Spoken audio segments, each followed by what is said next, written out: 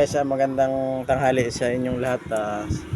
Sa lahat ng aking mga subscriber, yung hindi pa nakapag-subscribe, uh, paki-subscribe na rin ng aking video at paki-pindot na lang ng bell button para lagi kayong update sa aking mga susunod na video.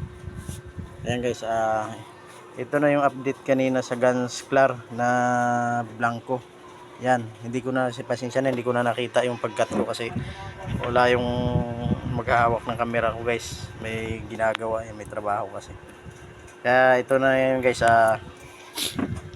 papaliwanag ko lang guys. Dito guys, dyan. Yan dito. Kinat ko yan guys, yung sa BGL niya kasi ito yung kasama niyan guys eh. Kinat ko tong isa at inisa-isa ko siya pagkat kinat ko to at nagsukat ako ng BGL niya, BGH pala, wala pa rin lumalabas. Kaya ang ginawa natin guys, nagkat ulit tayo. Nakita nyo ba po? Yan, nagkat ulit tayo dito ng isa dyan, wala pa rin po. Tapos nagkat ulit tayo dito, wala rin po. Kaya ang ginawa natin, wala dito ang problema guys, nasa kabila dito.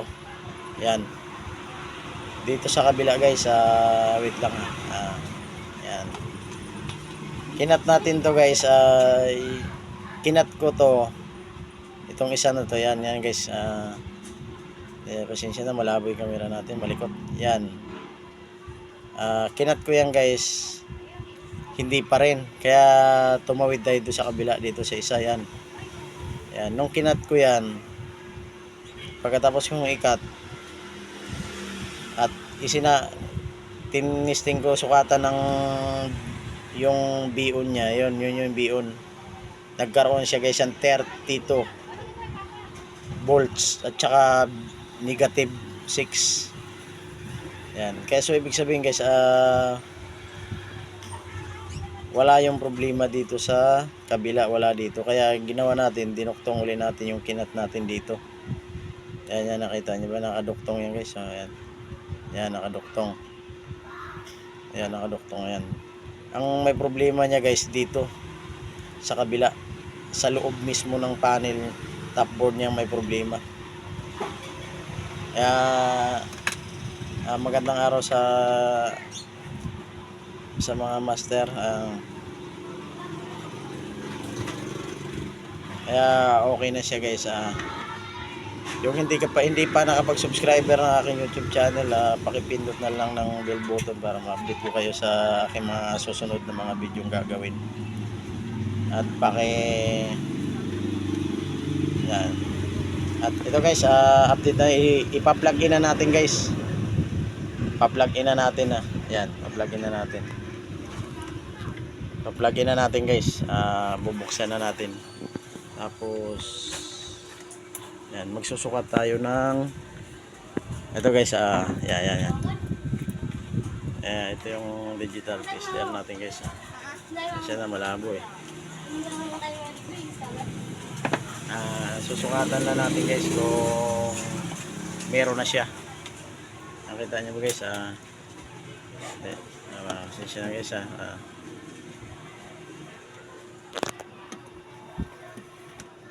Sa dito na lang, ayun na lang guys. Yan,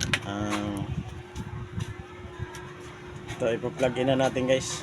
Yan. Ayun yung kispad natin na negative sa body ground niya. Yan, ayun guys, may power na siya.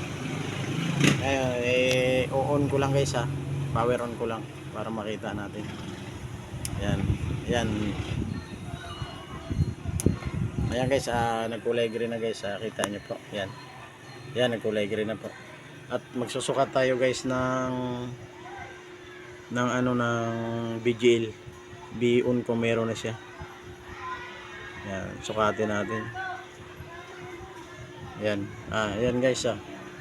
Ayan guys, meron na siya. Yan, negative.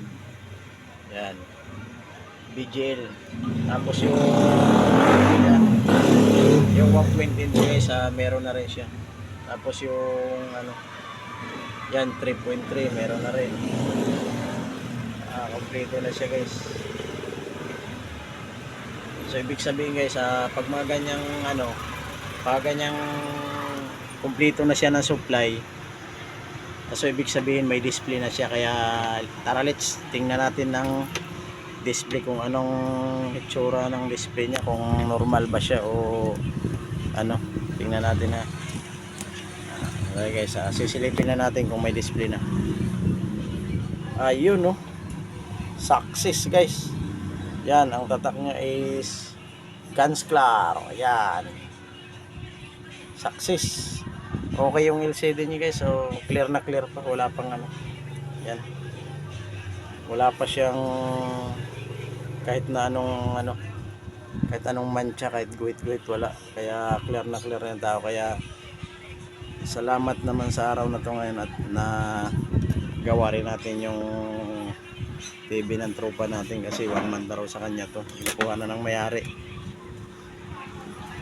Na lahat ng hindi pa subscriber ng aking YouTube channel, please subscriber mo YouTube channel RR Tips. Pakipindot na rin ng bell button para ma-update ko kayo sa video ko araw-araw. Thank you, bye bye.